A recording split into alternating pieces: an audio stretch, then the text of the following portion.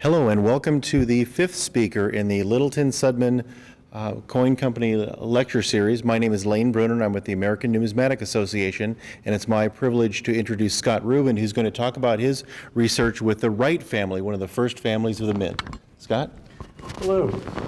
The Wright family and the connection to the Mint is really what I'm talking about today. And Joseph Wright, as most American numismatists know, was the first person to be assigned the job as chief engraver of the Mint. The problem was he didn't live long enough to get confirmed and take over the job. He died in 1793 before he could be confirmed.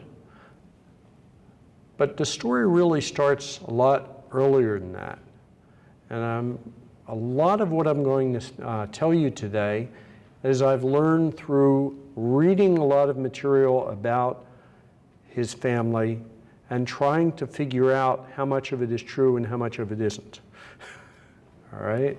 So we're going to start one generation earlier. His mother and father. His father was also named Joseph Wright. He was from Bordentown, New Jersey. And his mother was Patience Lovell Wright. She was also from Bordentown, New Jersey. She was born in 1725.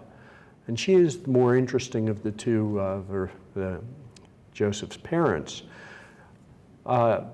It seems that, and this is where some of the history gets a little confusing, is Joseph Wright Sr., or I'll call him Joseph Wright the First, because we're going to wind up with three Joseph Wrights before we're done with this story. But Joseph Wright the First was, it appears to have been married before and had a couple of children before his marriage to Patience Wright. It is not obvious as to what happened to his first wife. I don't think it was a divorce. Probably she just passed away. And Patience took over raising his children, which I think were much older than her children eventually were. And Joseph Wright was the only son of the family. And the father, of course, took great lengths to being a fairly wealthy man in the town. And I'll try to pinpoint how I come to that conclusion, is that Joseph Wright lived across the street from Joseph Borden, who the town of Bordentown was named after.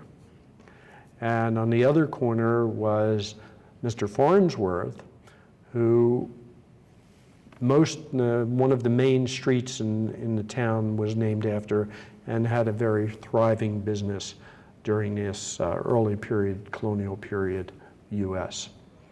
So the Farnsworth, the Bordens, and the Wrights must have all had substantial wealth as far as their community was concerned. Mr. Wright had enough money to take his son to Philadelphia and have him educated, which he did. He entered him in schools in Philadelphia. And Joseph wasn't the greatest of students, it appears.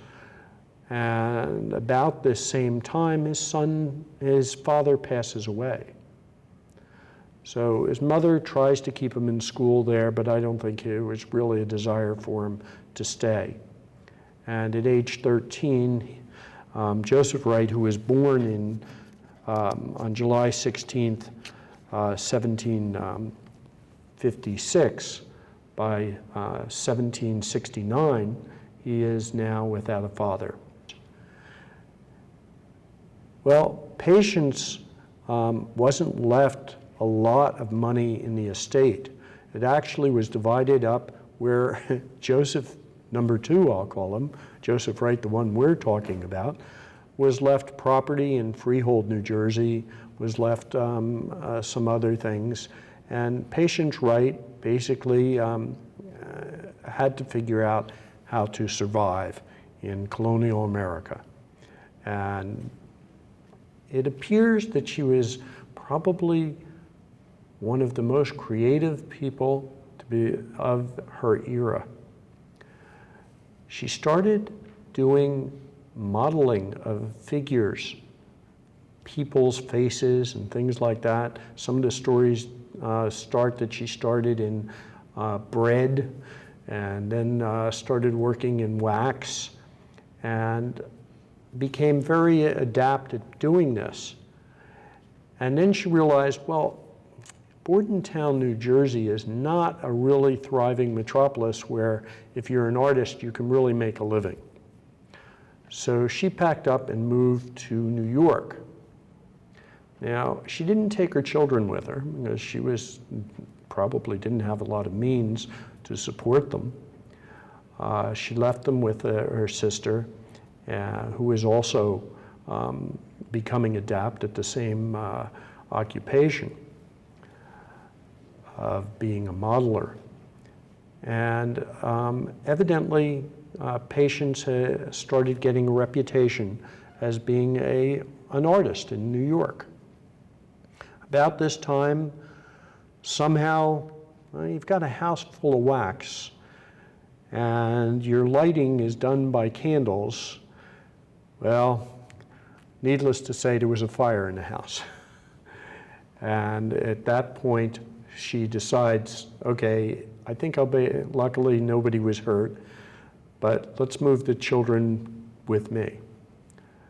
And she figures that New York is still not the best place to make a living as an artist in the 1770s.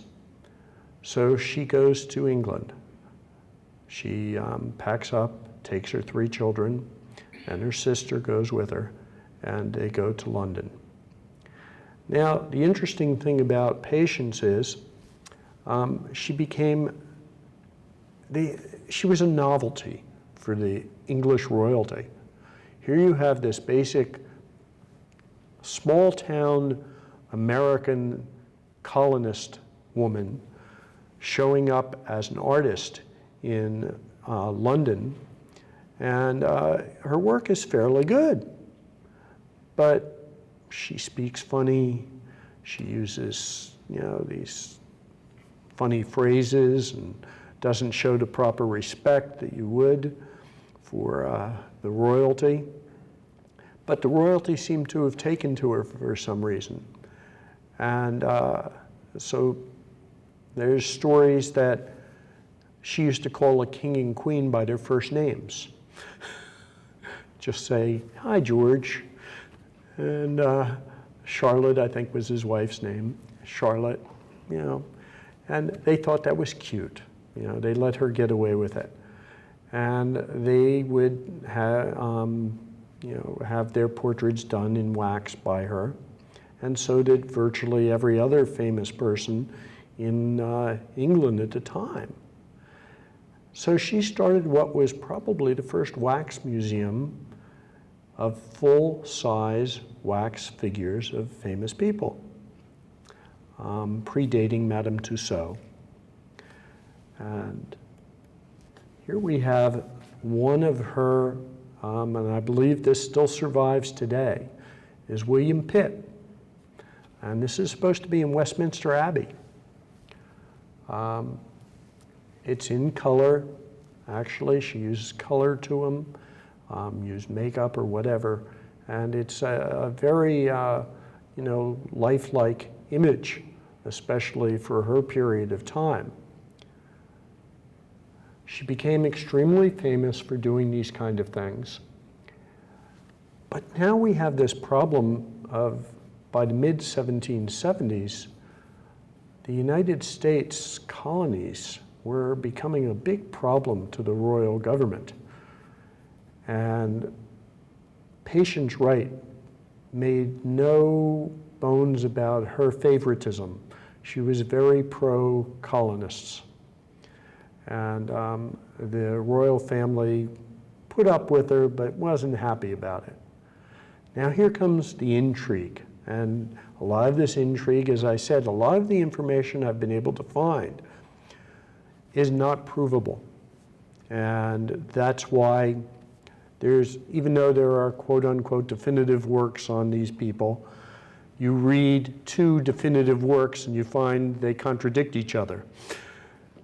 But it's pretty well been established through word of mouth that Patience Wright used her connections to the British royal family to pass on to Benjamin Franklin, who she was friendly with, and his trips to England, information about what the British royal family were planning on doing in troop movements in the United States. And there's even stories that she would send back to family members in the United States. These figurines hidden inside would be these letters, which would have this information in them. So she became not an outcast, but at least there's even, and this becomes numismatically significant. Sometime during this period, she has portrayed in one of the local publications in London with a side figure of herself with a liberty cap on a pole behind her. Okay? This, I'm sure, had a significant image to her son, who, by the way, wasn't just sitting at home watching his mother work. He became the first American to be accepted in the Royal Academy of Art in London. And he studied under Benjamin West and became very proficient in not only painting, but eventually he did some metal work too. He did some minor works with metal. And I guess at some point he decides that he wants to leave and start on his own. So he comes back to America. And here's another interesting point, that he survived almost long enough to become the official mint engraver of the mint, but he almost didn't survive coming back to America, because the ship he came back on sunk just off the coast. And he was lucky enough to survive the shipwreck to make it back to America. When he came back to America, he had a lot of connections between his mother, connections with both Benjamin Franklin and Franklin's connections to George Washington and people of high rank in the colonial government as it was starting out. Let me see the next image. Let me just run back here. This is a plaque of where he lived in Bordentown when he was born. It's 100 Farnsworth Avenue. That's what it's called today. I'm sure it wasn't Farnsworth Avenue when he was born there, but it's named after his neighbor across the street, Mr. Farnsworth. And this next letter, we're skipping ahead a little. I'll try to coordinate both of these things, is that when he came back, he was looking for work as an artist. And he used his influence. He had done some artwork in Paris. He had gone to Paris for a short period of time. He had done artwork in London, and he was now back in America. So he used his connections to get a sitting of George Washington when he was in Rocky Hill, New Jersey. And he painted a 3/4 life-size portrait of George Washington. And there's rumors also, and I've never seen a copy of this, of one of Martha Washington also. But evidently the work he did of George Washington was so appreciated both by George Washington and other collectors that he was given an order to paint a copy of it for a German royalty who wanted the famous George Washington, who is now, the leader of the revolution against the British. And so he painted one for him. And since George Washington was so happy with this, I believe is one of the reasons, happy with the image he painted of him, and that he thought of him for the first engraving job. And why would he think of him as an engraver if he was doing that? He also did, as I said, medals before when he was in Europe, but he also did modeling. He did molds, and there's some that survive of George Washington made by Joseph Wright. One book I have states that there's only 3 known, and the other book I have didn't mention the other 3, but shows a 4th one that is not mentioned by the other book. So there's at least 4 copies of this at one time. There may have been more of them. Whether they all survived today, I don't know, because they're pretty fragile. The one is was cracked, and but still pretty much intact. Towards when George Washington, this is a copy of a letter that George Washington kept for his own notebooks in Mount Vernon, of letters he sent out. This is one page. And this is a letter to Joseph Wright's mother, Patience. He writes to her that he is sorry that the letter that she wrote to him in 1783, he didn't get till 1784, and he's replying in 1785. And he mentions, he doesn't mention anything in there specifically about her being a spy or anything like that, which would have been extremely dangerous to do if she's still living in London, but does say that her reputation is very well known here in this country, and she is very respected here, and he is a very strong supporter of her, and if she wants to return, he would be there in welcome arms to greet her. There are also stories that at this point in time she plans on coming back to the United States. There's one other little piece of history. There was one of her daughters married another artist. His name was John Hopner. And John Hopner is, how much of this is conjecture, but somebody wrote it, so I'm going to pass it on, is that he is the son of one of the ladies in waiting of the Prince of Wales, who becomes George IV.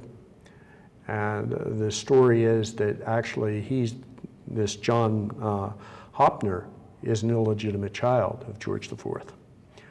And that is now Patience's son-in-law. And what does he start doing when this revolutionary period's going on? He's pro-American. So the royal family had all sorts of little problems that they were going on, probably within their own household, about this whole American Revolution. We seem to think it's pretty clear cut.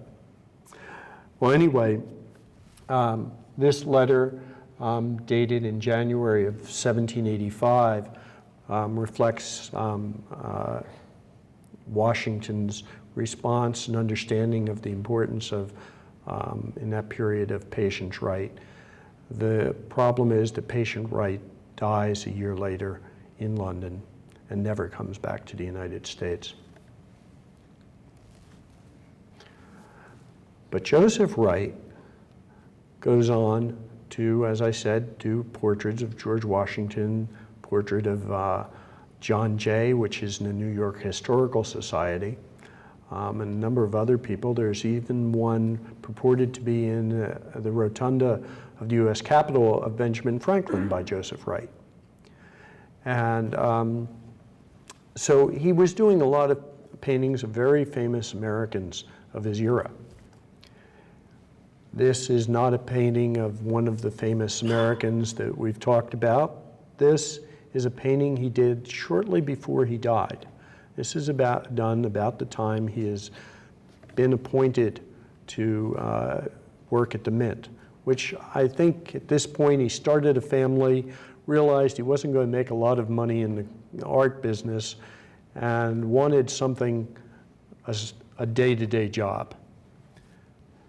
And this is a self-portrait of himself to the right, and that's his wife and his 3 children. The one standing in front of the mother is the son, Joseph Wright III. As I mentioned, there would be 3 Joseph Wrights in this story. Well, most of you who would know that Joseph Wright was the proposed first engraver of the Mint realize also that he died of yellow fever in 1793. And even though he was friendly with Dr. Benjamin Rush, who was trying to help stop this, Rush was not able to help him or many other people in Philadelphia during that period. But the interesting thing is here, I want you to look at the portrait of his wife. Look at the way she's wearing her hair. It's not like the 1793 1-cent pieces where it's long and flowing. It's pushed up, kept up with a ribbon. See that white ribbon on it? That, I think, is very significant, and I think it may lead us to reapproach who was the designer of some of our 1793 coinage. And I'll tell you why. Now notice also Mrs. Wright's nose, which seems to be very long and straight, and she has a very long neck.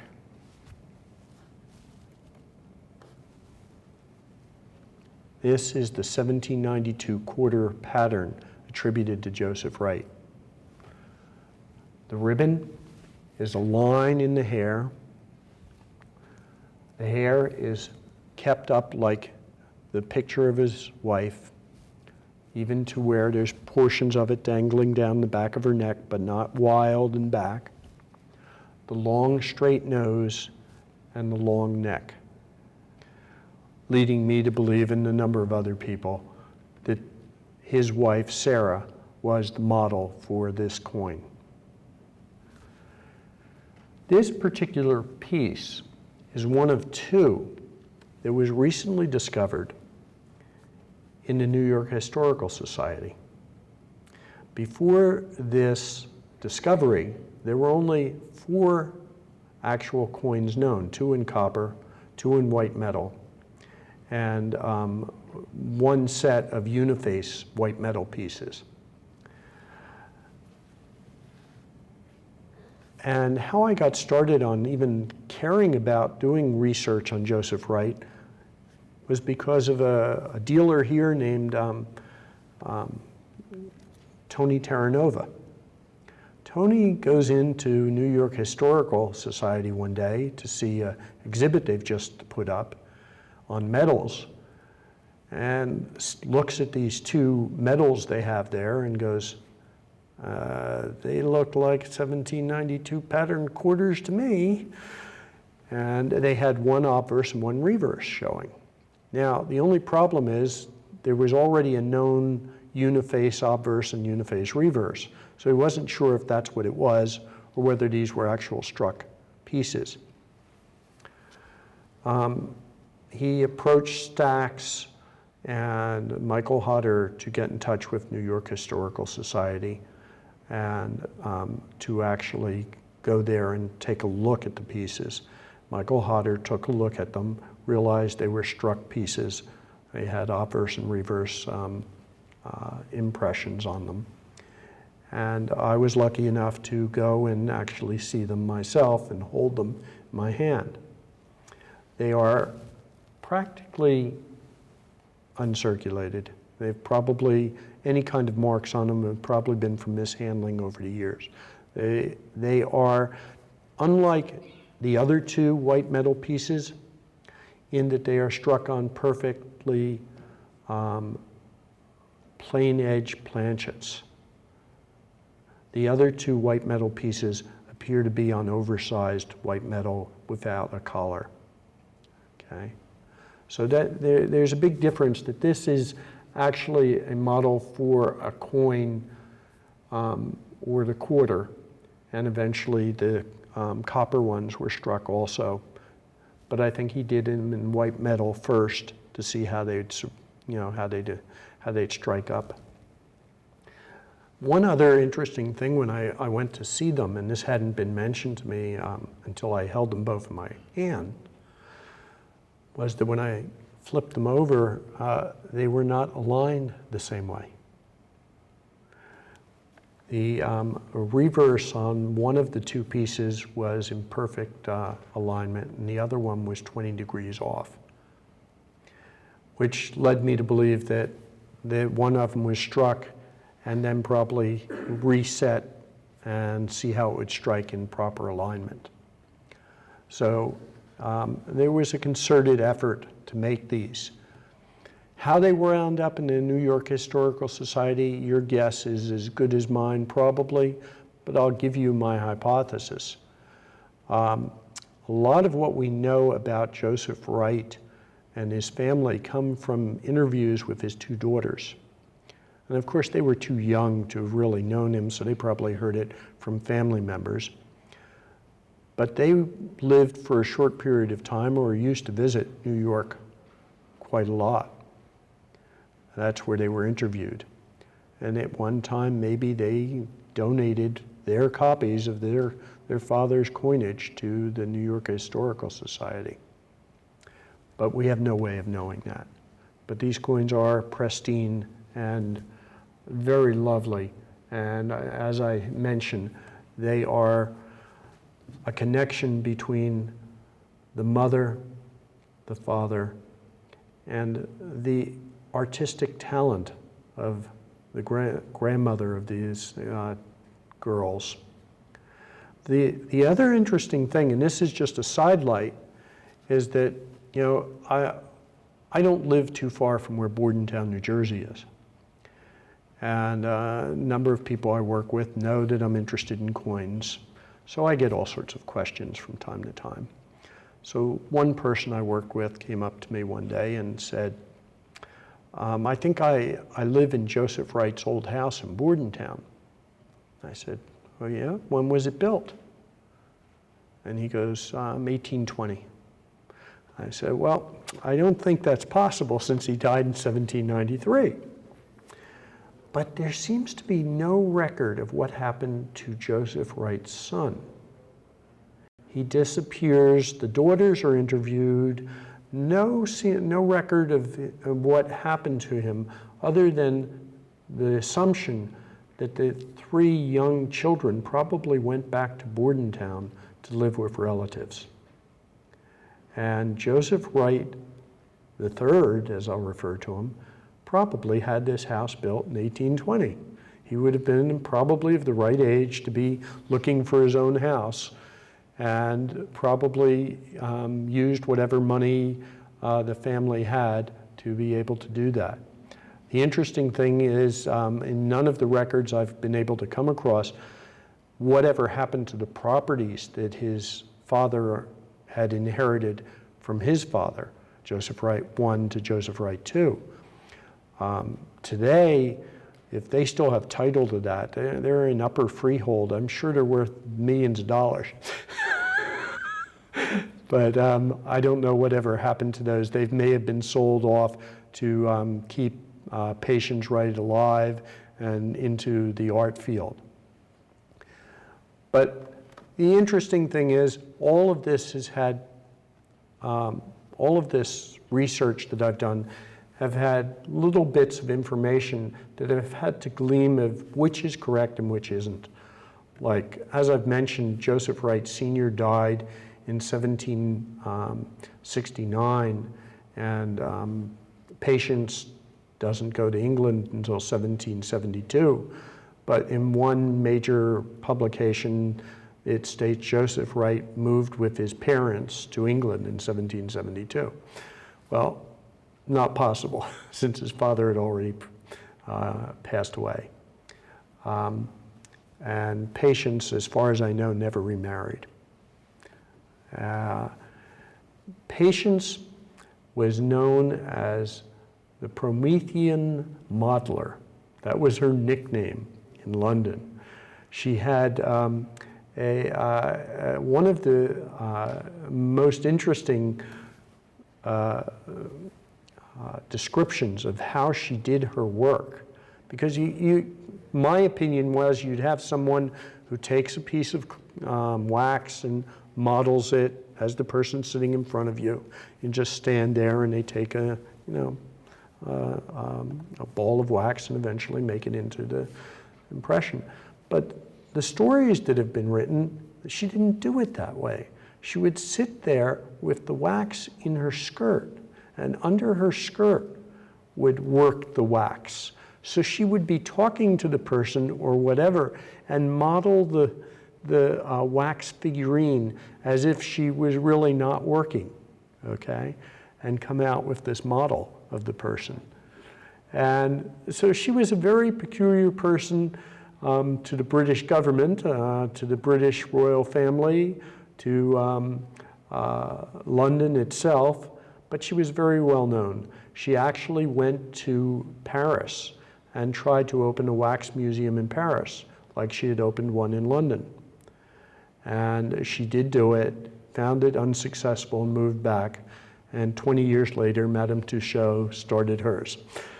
So, in conclusion, I've come to the fact that, and this has been documented pretty much, that Patience Wright was probably the first sculptor of American native, or American native, not American Indian, but American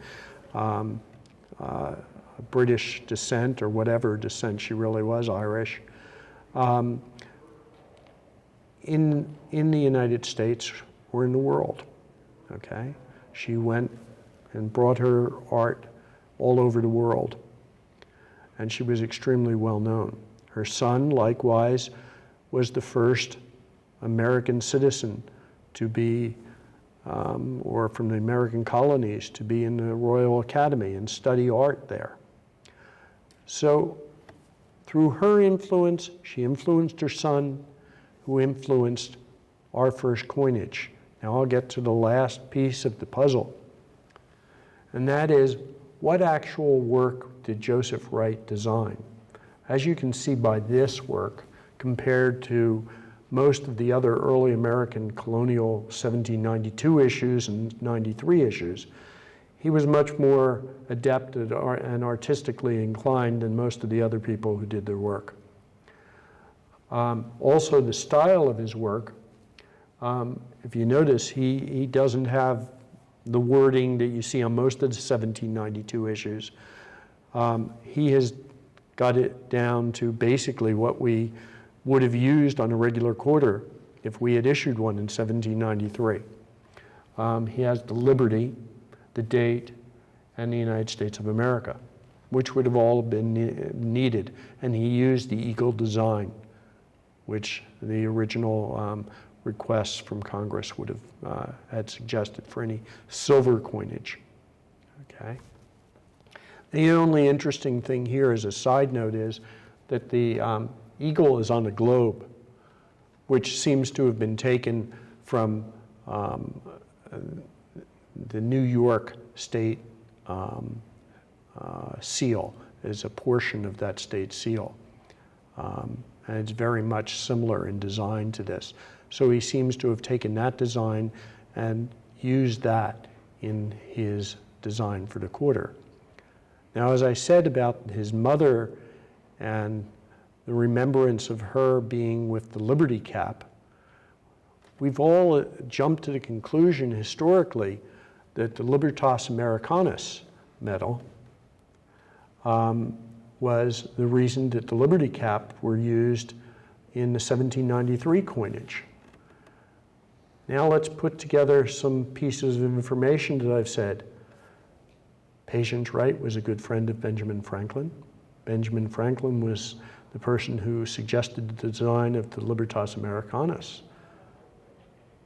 And Joseph Wright, when he comes over here, realizes that that is a symbol that the British will understand as a defining method of showing independence. So my curiosity is, we don't associate any of the 1793 half cents with Joseph Wright, but yet they have the Liberty Cap on pole, they have the ribbon through the hair, and the hair is much more detailed than on the first 1793 large cents. The other interesting thing is that the 1793 Liberty Cap large cent is attributed to Joseph Wright. And that does have a more defining and delicate features similar to this. He may not have actually engraved the 1793 half cent, but I get the feeling he had more to do with the design of it than we give him credit for. And I think that my impression has been that this family in 2 generations did a lot for the early starting of the government of the United States and particularly the U.S. Mint. And if anybody has any questions, I'd be glad to answer them.